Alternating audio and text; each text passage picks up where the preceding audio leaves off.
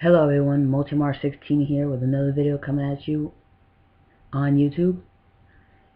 Kane is alive, Undertaker! Your brother Kane is coming!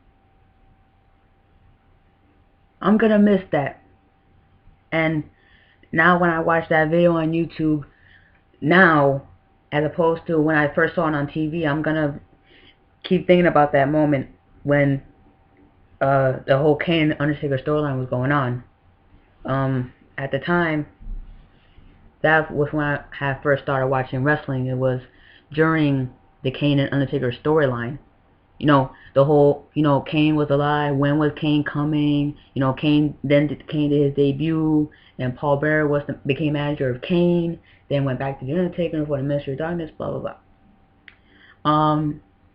Paul Bearer, as if you haven't been living under a rock, Paul Bearer has passed away.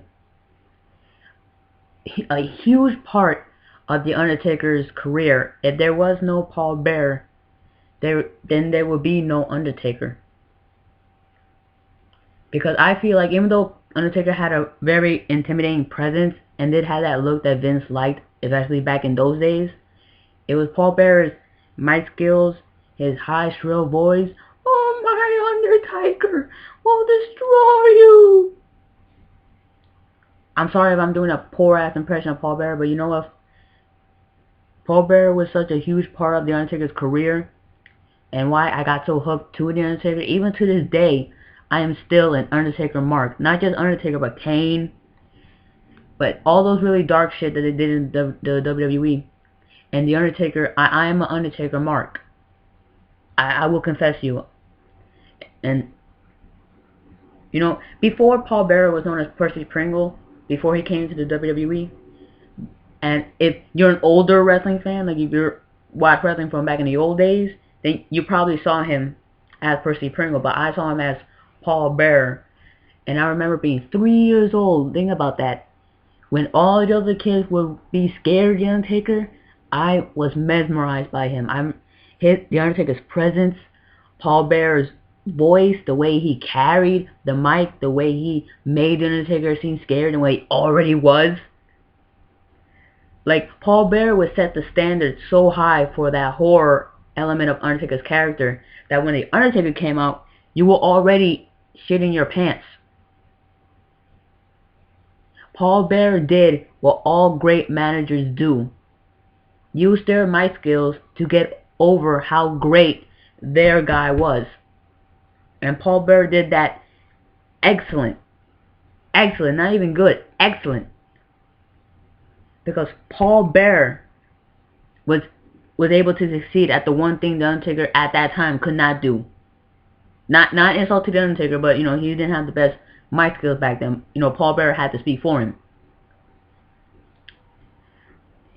Paul Bearer got Undertaker over. He got Mick Foley. Well, he didn't get Mick Foley over. Mick Foley was already over, but he managed to get Mankind over. He got Kane over. And then, Kane and Undertaker had that match at WrestleMania 14, brother versus brother for the first time. And Paul Bearer carried that whole thing. And then the second match they had, the Kane and Undertaker Inferno match. Paul Bearer carried that too. So Paul Bearer did such great things for both the Undertaker and Kane's career that, for me, and I genuinely believe this, that if it was not for Paul Bearer, there would not have been a Undertaker or Kane.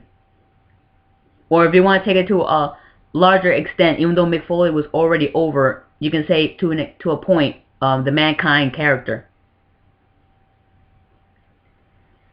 But damn, man, Paul Bearer, William Moody, his real name, passing away from a complication of a blood clot.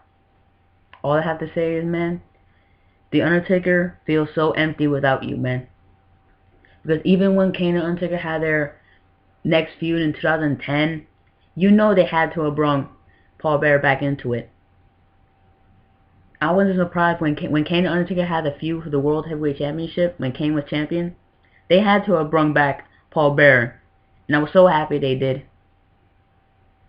But now that, I don't know if on Raw they're going to have Undertaker or Kane do some kind of tribute to him, but I really hope, I hope that they have Undertaker do something, like he comes down to the ring, Paul Bear's picture is on the Titantron, and Undertaker does that, his signature move where he goes on one knee and raises up his hand and says rest in peace. Like, I hope WWE does something like that. I mean, I'm not gonna be mad if they don't, I mean, but I hope that they do something like that, with Kane and Undertaker doing something, a tribute to Paul Bearer. And if WWE wants to put him in the Hall of Fame, I will be in full support of that too. I really would. Just to see maybe if Undertaker and Kane can induct him.